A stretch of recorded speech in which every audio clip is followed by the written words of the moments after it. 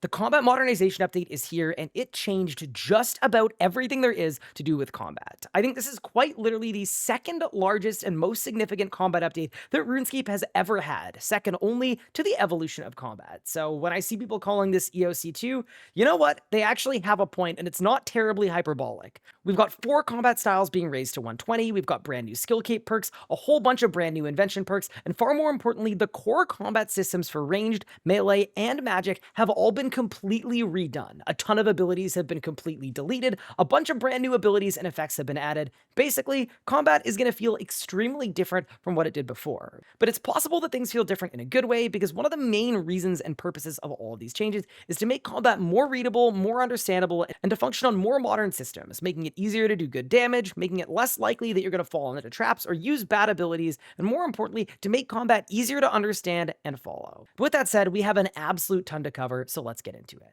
Before we go through every single combat change in this video, I did want to mention that I'm going to be spending this entire month making brand new guides, because just about every combat guide I've made prior to this is ever so slightly outdated and pretty obsolete now that a lot of combat systems are different. So I'm going to be spending this entire month cooking up new rotations, cooking up new methods, and we're going to be making guides to all of the 3 combat styles, as well as a bunch of different bosses that I've covered in the past, but with new up-to-date 2026 methods. So if that's something that's remotely interesting to you, don't forget to hit that subscribe button so you don't miss a thing. But with that said, let's get into the changes.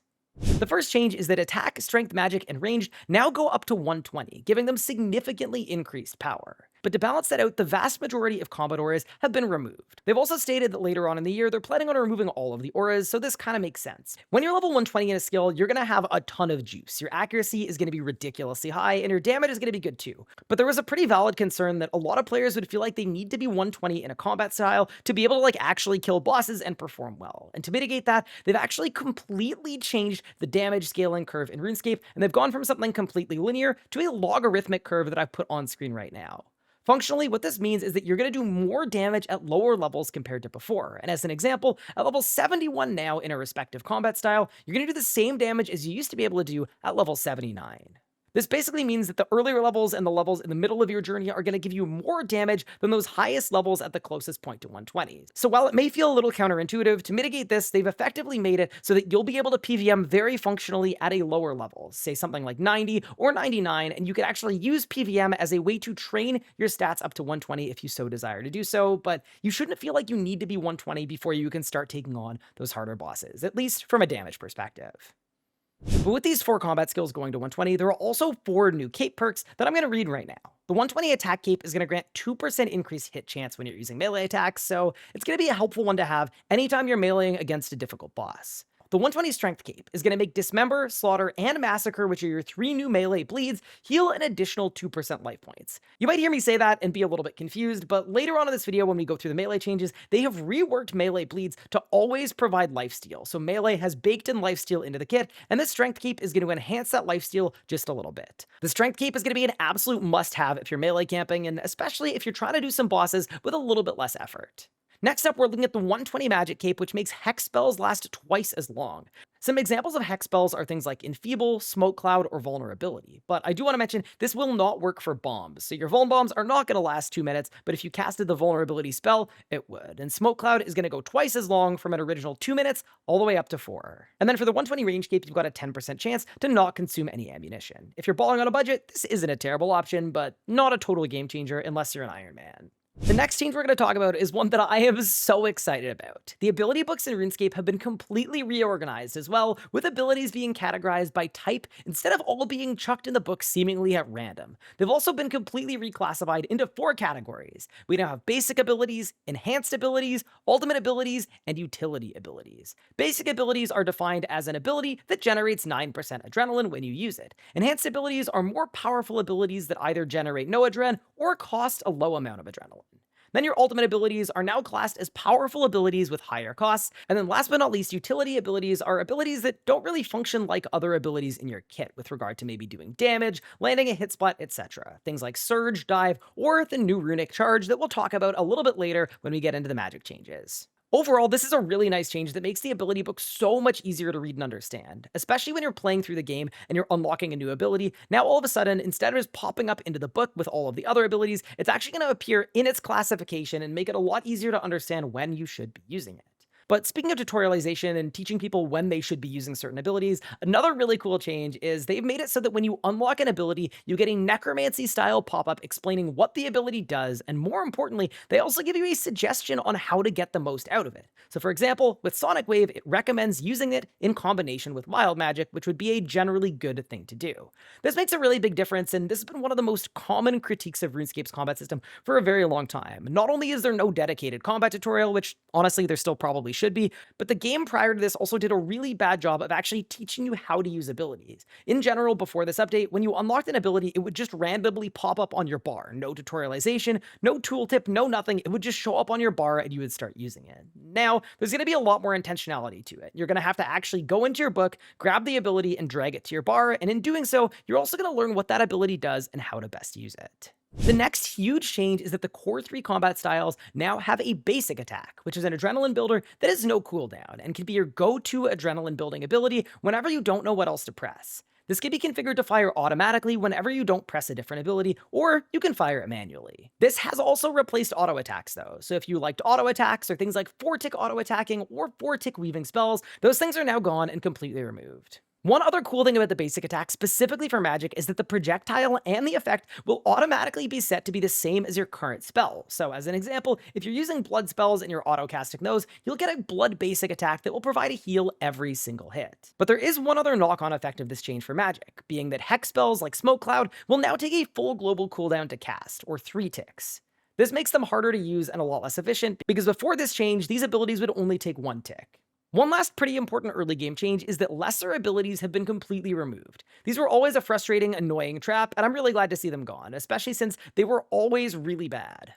Okay, we've made it through some of the more general changes, but before we talk about all of the combat style specific changes and really get into the details here, I also wanted to talk about a few other important changes that affect every style. The first massive change is to food. For starters, prior to this update, if you were going to eat a high level food with a lower constitution level, it just wouldn't heal you anything, so you'd have to constantly upgrade your food as you leveled. And it also meant that when you were training, your trips would be extremely short as it would scale with your constitution level. At a lower level, you'd be stuck eating nothing but shrimps for your early game, and when you're trying to train, that would mean that you'd run out of food every 30 seconds. The first big food change is that is no longer a thing. Now, if you want to be a level 3 player with an invent full of sharks, those sharks are going to heal the full amount that they always would. This is a really nice change because not only is it going to make training a lot easier at the lower levels and allow you to do some longer trips and not force you to bank every few seconds, but it's also really nice in terms of progression because if you want to train fishing and cooking on something like an Iron Man, those skills now actually have a lot more value.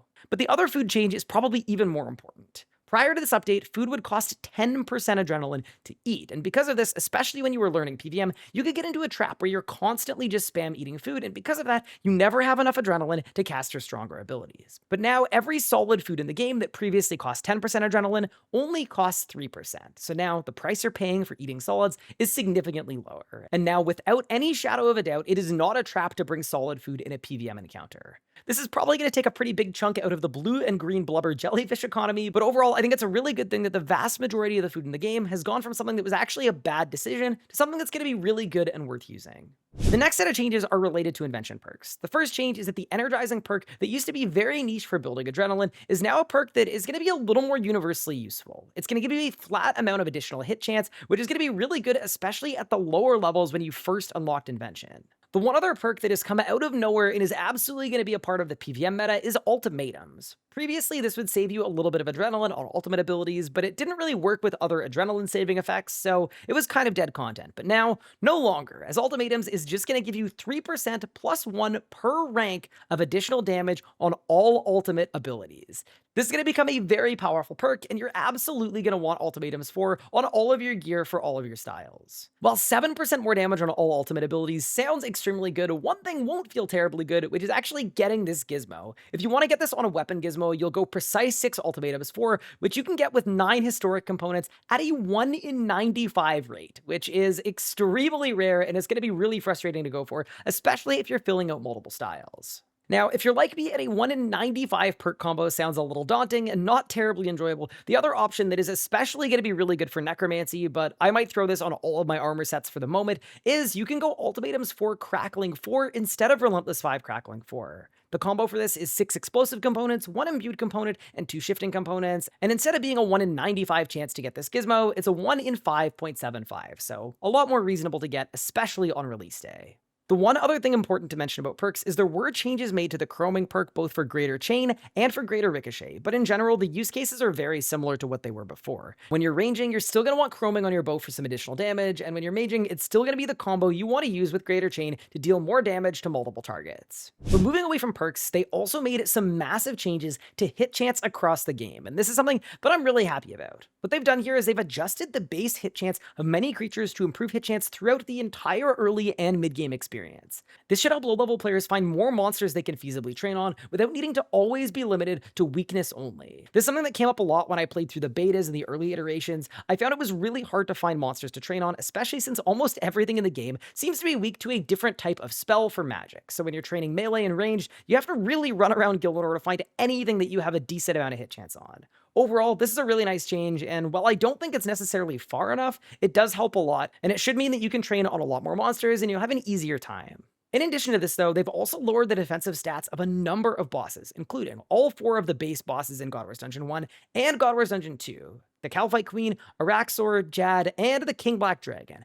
This is kind of an interesting choice of bosses, and I'm not sure I agree with every single one of these as the most important bosses to cover, but in general, I think it's a really solid change, as nobody likes going to their first boss or getting into PVMing and finding out that their accuracy or their ability to deal damage is 42%. This should make it a lot easier to get started into PVM without necessarily needing the highest stats or the highest tier prayers or the highest tier potions, and that's something I'm always going to be supportive of, and I think it's a really good change. Okay, now we've gone over all of the general changes, so it's time to talk about the massive changes made to each of the 4 combat styles. And you'll notice I'm saying 4 styles because Necromancy, out of nowhere, actually got some pretty major changes and has a good bit of extra juice. For Necromancy, to balance out the fact that the other styles just got increased all the way to 120 and received a lot of other buffs, combined with the removal of auras, Necromancy was looking like it got the short end of its stick with this update, until now, and they've done some things to try to mitigate that loss of power that Necromancy would have incurred by not having auras, but also not getting a stat increase. For starters, Death Skulls has had its cooldown reduced from 12 seconds all the way down to 9 seconds while inside of Living Death. This is going to be really nice, as it's going to make it a lot easier to get a triple Death Skulls within Living Death, even if you don't have an Adrenaline Potion, and overall, it's just going to make Death Skulls a lot easier to use effectively. But on top of that, they've also made 2 other changes. The Impatient perk now also works with the Necromancy basic attack, which is going to give you a little bit more Adrenaline if you have that perk. And then they've made one other adrenaline-related change as well, which is the Fury of the Small Relic now also works with the basic attack, so now you're going to get even more adrenaline. So now when you're using Necromancy, Death Skulls is going to have a lower cooldown, and you should have a lot more adrenaline to play around with, which can be extremely nice, because that extra adrenaline can usually convert to being able to use Bloat more, and giving you a little bit more juice to spend on stronger abilities. Overall, it's a tidy set of upgrades, especially when combined with the new Ultimatums perk. It's going to make those Death Skulls hit even harder. Now let's get into all of the major melee, ranged, and magic changes. Melee had the most done to it, so why don't we start there? For starters, in general, every single melee ability received a damage buff, except for Berserk, which had its bonus damage lowered from plus 100% to plus 75%. And then the extra damage that you would take when you were in a Berserk has been reduced from 50% to 25%. Functionally, this is just a major buff to melee camping, as it helps make it so that you're not going insane in your Berserk and then hitting like a wet noodle as soon as it ends. Now you should have some good damage the entire time you're using melee, but Berserk also got a ton of new juice, as while you're in Berserk, the cooldown of Overpower is now reduced to 9 seconds. Alongside this change, Overpower also only costs 60% adrenaline, regardless of if you have a Skillcape, and the base version also just got a huge buff, as prior to this update, the base version of Overpower did 300% average damage, and now that has been cranked all the way up to 575%. Functionally, what this means is Overpower is now going to be the foundational backbone of your Berserk rotation, and even before you have a Skillcape, even if you're a mid-level player, using Overpower in a Berserk is probably going to do somewhere between 20 and 30,000 damage, which, honestly, if I'm a mid-level player, I'm thinking that sounds really fun. What I would say is probably the most significant change is that Melee now has built-in lifesteal, as Melee bleeds have all been combined into one ability that has 2 recasts very similar to Necromancy's Soul Scythe. Dismember is unlocked at level 50 and does damage that also heals you for 10% of the damage dealt. But once you get level 60 attack, you're going to get your first Dismember recast, which is called Slaughter. This is another bleed that is even more powerful than Dismember, and similar to Dismember, you're also going to get 10% of your damage dealt back in lifesteal. And then you're going to get your second recast at 75 attack, and this one's called Massacre. This one's going to cost a little bit more adrenaline, and it's an even stronger bleed that's going to give you even more lifesteal. This is a complete game changer for melee, as anytime you need a heal now, instead of having to turn to your kit or using food or anything else, or maybe having to unlock something in the endgame like Soul Split, all you gotta do is use your bleeds and your HP is gonna start shooting up over time. This is also going to have a lot of knock-on effects for things like AFKing bosses, and I would not be surprised whatsoever to see Melee becoming the AFK content king because of this change. It's just a crazy amount of lifesteal, and it's very significant. And while I'm not a fan of AFKing bosses and AFK content personally, I think it's a really good way to boost Melee's kit, and especially if you're someone who's doing a Slayer task or trying to train or trying to extend your trips, I think the options that you have now are basically unlimited compared to what they were before, and I love that they're built directly into the kit, so you don't need to go get another extra unlock. You should be able to heal over time. All you need is the stats. Outside of the changes to Berserk and the lifesteal that's been baked into the combat style, there's one other brand new melee mechanic that has been introduced, and it's called Bloodlust. Using basic abilities is going to build stacks of this resource called Bloodlust, and then the stacks are then going to be consumed by enhanced abilities to empower them with additional effects such as extra damage or extra hits. In the news post, it states that the intention is to create depth while making the rotation clearer and more structured. If you use your Bloodlust stacks on Assault, it's going to hit like a bus, dealing an average damage of 800%, which is just an absolute single target nightmare for your enemies. Oh, and speaking of Assault, instead of being that ability you could only use once per Berserk, it now has a 6-second cooldown. You can use this ability as one of your main spenders pretty well as often as you have adrenaline for it.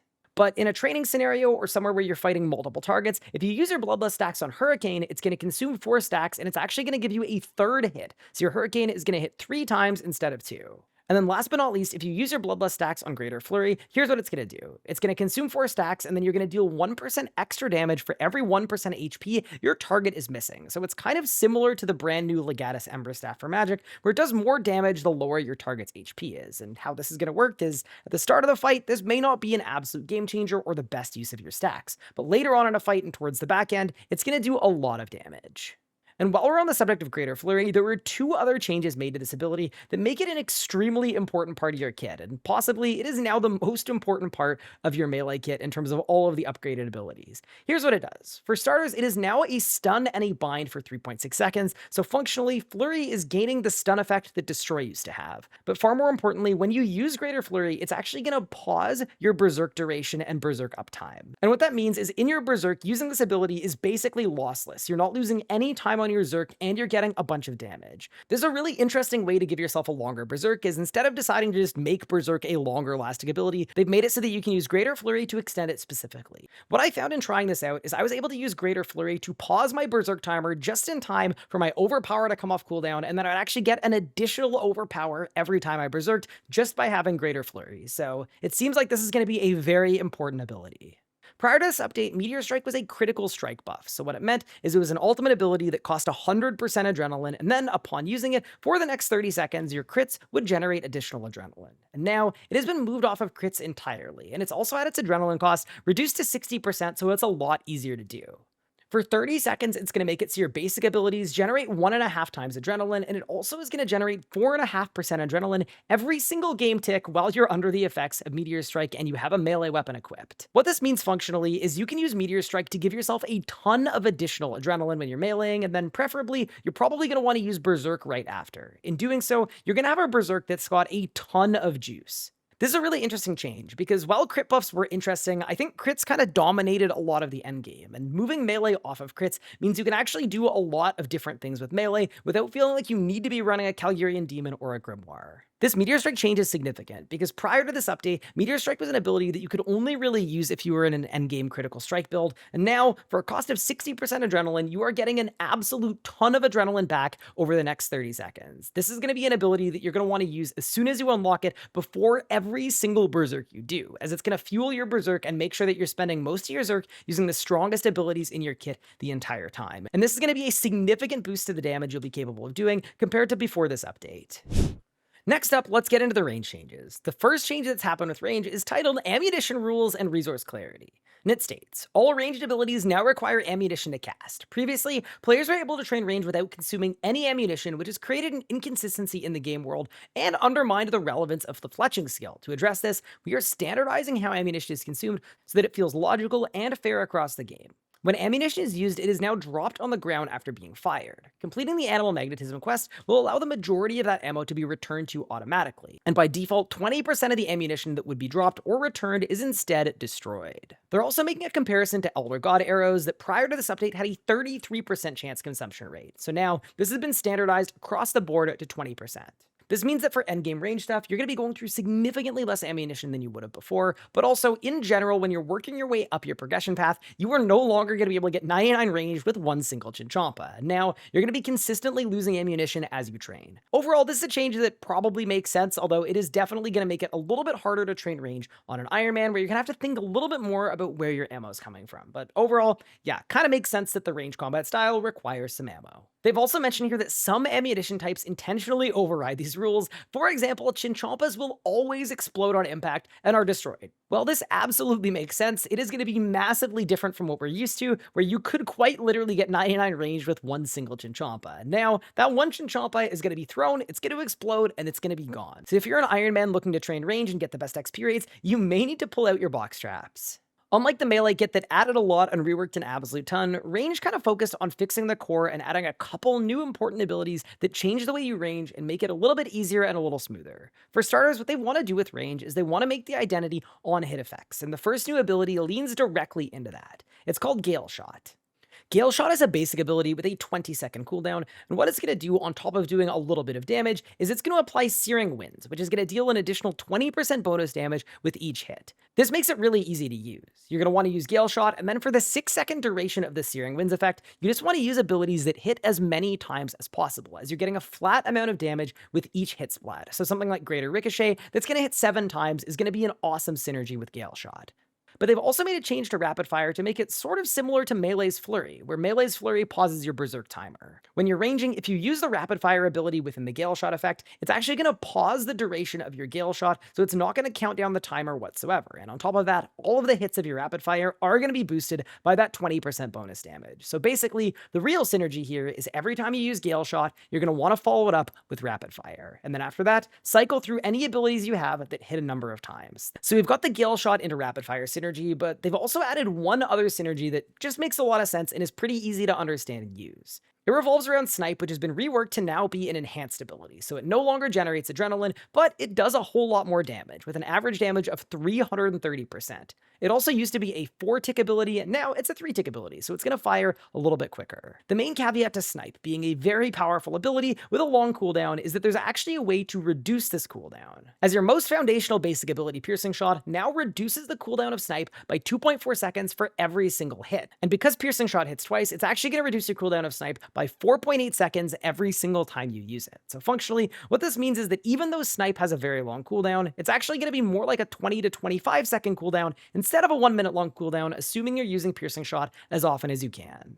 There are two other range changes that I think are pretty important to cover. The first is that Snapshot no longer has a lengthy cooldown, and it's going to be your main spender, because it now has a 0-second cooldown, meaning as soon as you have Adrenaline to cast it, you can use this ability as often as you'd like for extremely good damage. In my opinion, this has been done to compete with Essence of Finality amulets, so that if you're ranging, you probably won't feel like you need to be using things like the Darkbow Essence of Finality or the Gloomfire Bow in order to deal decent damage, as effectively, they've turned a Snapshot into its own Essence of Finality weapon special attack. The damage on it is high, the cooldown is 0, just like something like a Darkbow special attack, and to me, this is a change that makes a lot of sense, because prior to this change, it felt like you couldn't really range at all until you got those EOFs, and now you should be able to do just fine focusing on your core abilities and your Snapshot. One thing I am a little concerned about on this one, though, is it is probably going to break a lot of Revolution bars, because if you can imagine, having a main spender that doesn't have a cooldown means if it's on your bar, basically no spender after that point is ever going to fire. Okay, we've got a couple more range abilities to cover. The first I'm going to talk about is Imbue Shadows. Imbue Shadows is the replacement adrenaline buff with the removal of Incendiary Shot, as range is moving away from being reliant on crits, very similarly to how Melee also moved away from crits with the reworked Meteor Strike. But this time around, instead of with Meteor Strike where it gave you adrenaline over time, Imbue Shadows is going to give you adrenaline on every hit splat. Imbue Shadows cost 40% adrenaline to cast, and then for 30 seconds, you're gonna get 5% extra adrenaline with every hit. And this isn't per ability, this is per hit splat. So as an example, if you use an ability like Greater Ricochet that hits 7 different times, what's gonna happen is you'll gain 9% adrenaline because Greater Ricochet is a basic, and then on top of that 9% adrenaline, you're also gonna gain an additional 35% adren every single time you use it very consistently. This is another one of those changes that makes ranging a lot more accessible to a lot more players, as prior to this, if you wanted to use Incendiary Shot, you probably needed to use a Death Sport arrow switch, and you probably needed an endgame critical strike build as well. And now, not requiring crits at all is a really nice way to make this work for anybody as long as you've got level 90 ranged. But they've also added a couple other little synergies to this as well, as range has a lot of these 1-2 synergies where one ability works really well with one other ability. And this time around, it's the new Shadow Tendrils. Shadow Tendrils now cost 0% adrenaline. It does a whole bunch of damage, but the big thing that it does here is if you use it while you're under the effects of Imbued Shadows, it's actually going to extend the duration by 3.6 seconds. Basically what they're doing with this is they want you to use Death Swiftness, they want you to use Imbued Shadows, and then inside of your Death Swiftness rotation with Imbued Shadows running, you're going to want to use Shadow Tendrils as it's going to extend your Imbued Shadows and make it last a little bit longer so that it lasts the same duration as your Death Swiftness. They also made 2 changes to the core ranged area of effect abilities, namely that Bombardment is now really good in a group scenario. It's going to be very awesome for training, but on a single target, it's absolutely not worth using. And they've kind of done the same thing for Corruption Shot. It's no longer a basic ability, it's going to cost 20% adrenaline to use, and it's going to excel when there are a number of targets around your character. But on a boss or in a single encounter, it's probably not worth the adrenaline. And then last but not least, the final thing that they've done here is they have changed Deadshot massively to now cost 60% adrenaline and do an absolute ton of damage. If you're not using a Zuck Cape, it's going to hit 4 times for a total damage of 460%. And if you are using a Zuck Cape, it's going to hit 8 times for a total damage of 520%. That's another really good synergy for Gale Shot, and it's just a really strong ability now, instead of what it was prior to this, which was a bleed that was kind of dead content. I will mention though, it was really interesting that melee got built-in lifesteal and range did not. So pretty clearly, the devs and the mods are okay with different styles having different positives and different weaknesses, and range's weakness is still absolutely going to be sustained. So you're probably going to have to bring it and go through a lot of food when you're ranging, but the damage you should be able to deal should be pretty good. Last but not least, let's talk about magic. Magic is the style that I think changed the least, but they still did remove a bunch of abilities, add a bunch of new abilities, and they still managed to do a lot here. The first change they made to Magic is they've now decoupled a Sonic Wave and Concentrated Blast, so they're now both basic abilities that do not share a cooldown, and because of that, they're both going to be foundational parts of your rotation. What they've done with Sonic Wave is they've made it a basic that actually reduces the adrenaline cost of your next ability by 10%, and then the greater version of Sonic Wave does the same by 20%. And then they've done something similar with Concentrated Blast, where it now generates 5% critical strike chance per hit for your next ability, and then the greater variant does 7% per hit. This gives you an interesting decision to make at all times when you're using magic, which is, do I want to use greater Concentrated Blast into my strong ability so that it hits more and it crits more, or do I want to use Sonic Wave into my powerful ability so that it costs less adrenaline? This actually creates some really interesting decisions that you have to make in combat, and although you are going to want to be using both of these abilities as often as they're available, you do need to think about which ability you're going to use next to make sure you're getting the most benefits. Very similar to melee with Assault and range with Piercing Shot, Wild Magic has now had its cooldown reduced to 5.4 seconds, so it's a very easy ability to use, and it's going to be your main spender that you're going to want to be using basically anytime you've got extra adrenaline to burn and you want to be doing some damage. They've also updated Asphyxiate to cost 25% adrenaline, but functionally it does something very similar to what it did before. Smoke Tendrils has also been changed here to not cost any adrenaline to use, so if you're someone who doesn't have a terribly good crit build, you're still going to be able to get those guaranteed critical strikes on Smoke Tendrils, and if you're under the effects of Tsunami, it's going to be a nice way to give yourself some guaranteed extra adrenaline in the middle of your Sunshine rotation. One other major magic change is that Magma Tempest is now a spender instead of a builder. It does 40% damage per hit for a total damage of 320%, but of course it can't strike critically. Magma Tempest is only going to be good in a situation where you're fighting a group of mobs, but I will say, it is really, really good in these scenarios. I am going to miss using Magma Tempest as a builder whenever I was fighting a boss that was like in a phase transition or I had a little bit of downtime. Although, with the 20% adrenaline cost, you could combo this pretty easily with Greater Sonic Wave to make it free. Another major magic change is that Corruption Blast has also been made into a spender, just like Magma Tempest, and because of that, it does significantly more damage than it did, but yeah, in general, these bleeds are being made into spending abilities instead of building abilities, so you're only really going to want to use them with actual intentionality if you're doing something like a bleed build. And then we get to Magic's new utility ability, which is called Runic Charge. And this one is really interesting and also very important, and it's going to be a big part of your gameplay. Runic Charge is interesting because it doesn't incur a global cooldown. So it's just an ability that you click, and it's a self-target as well. So you don't need any target to cast it. This means by default, it's going to be something that you're going to press at the start of every fight before you enter combat, no matter what. Runic Charge is going to empower one of your next abilities. For Concentrated Blast, it's going to make the critical strike chance significantly more than it would be by default. If you use this with Sonic Wave, it's going to make the adrenaline cost negative 40% instead of the default negative 20. And then, if you use it on a Dragon Breath, it's going to make the Dragon Breath hit significantly harder. Because it is a 30-second cooldown, this is a really interesting option in a lot of PvM encounters. And I think the way that this is going to be used is going to depend a lot on the player and also the situation you're in. I would use this at the start of any fight to make my Sunshine rotation easier to set up. So I'd use Runic Charge, I'd tag the boss with Sonic Wave, and then I'd be able to Sunshine and Tsunami and Fractured Staff of Armatal special attack without having to do nearly as many building abilities to get my rotation set up fluidly and easily. But then 30 seconds later, towards the end of my Sunshine rotation, I'm going to want to use the Runic Charge on a Concentrated Blast to get myself an Omni Power that is guaranteed to crit basically every time. 30 seconds after that, I'm definitely going to want to use Runic Charge on Sonic Wave because I'm going to be ready to Sunshine again, and I won't have an Adrenaline pod. Those are pretty much all of the changes to the core 3 styles and all of the differences in flow and how they're going to work. Obviously, this update just dropped, so over the course of the month, I'm going to be making detailed guides on how to get the most damage with all of the styles. But for right now, that's about as much depth as I can cover for today. But I also did want to mention a number of abilities that have been completely removed from RuneScape so that you don't log in and end up confused. For starters, Melee had the most abilities removed by a long shot because they had both the attack book and the strength book consolidated into one single book.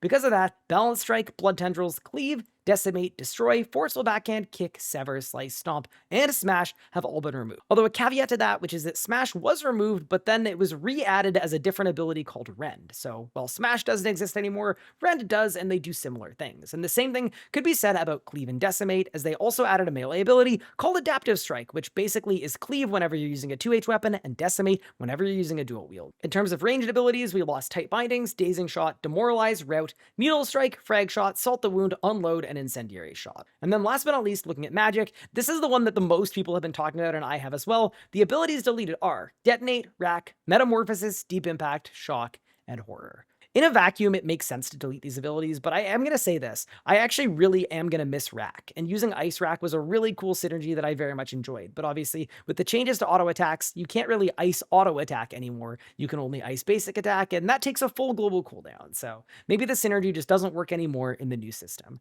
The same can be said about Detonate. It's not an ability that most people use, but in the few spots that it works exceptionally well. It's really cool. It's Solak, and it's really good at Telos as well, and I'm certainly going to miss dropping a Detto. And you could say the exact same thing about Metamorphosis. I understand why this ability has been removed, but I'm also pretty sad about it because Meta is so sick. It is such a fun ability to play around with, and even though for most players it's a bit of a noob trap, and I totally understand why it's being removed, it's such a fun ability, and I'm absolutely going to be pouring one out for the Metamorphosis ability.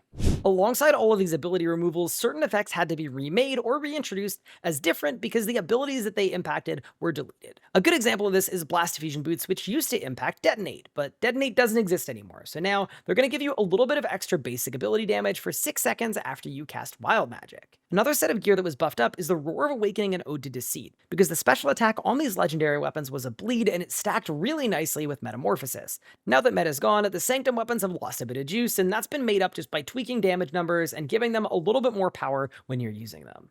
They've also made some changes to Fleeting Boots because they've made Rapid Fire allow you to run while using it by default, which is a really good change. But now, what they've done with Fleeting Boots is they've made it so that Piercing Shot is going to reduce the cooldown of Snipe by an additional 1.2 seconds per hit. They've also made some quality of life changes to certain ammunition, so as an example, Deathspore arrows now trigger on hit instead of requiring you to roll a critical strike, which was really frustrating to use. They've also done a similar thing to Wen arrows, where they've reduced your maximum stacks to 10, they've made it so that they can no longer be consumed before you reach 10. In general, this is just going to make it a lot easier to use Wen arrows for the casual player, although if you were an endgame player that liked old Wen arrows, you probably won't be a fan of this. But overall, range has too many switches in my opinion, and this is a good way to make it a little bit easier to use. On top of this, and as you may have noticed while we were going through this video, a number of abilities have new animations, and they've also gotten brand new tooltips. So overall, that's a lot of really cool stuff to look forward to, and a lot of these new abilities that have had their effects changed are also going to look and feel and play a little differently than they did before. But overall, that is my rundown on the day of release for the Combat Modernization update from March 2nd of 2026. This was an absolute doozy to get through, but I think we covered just about everything, and I hope you all enjoyed, and I hope you're all looking forward to getting into combat and relearning Combat V2. With that said, don't forget to subscribe. Thank you all so much for watching. I appreciate the support, and I'll see you later next time. Holy, that was a lot to get through.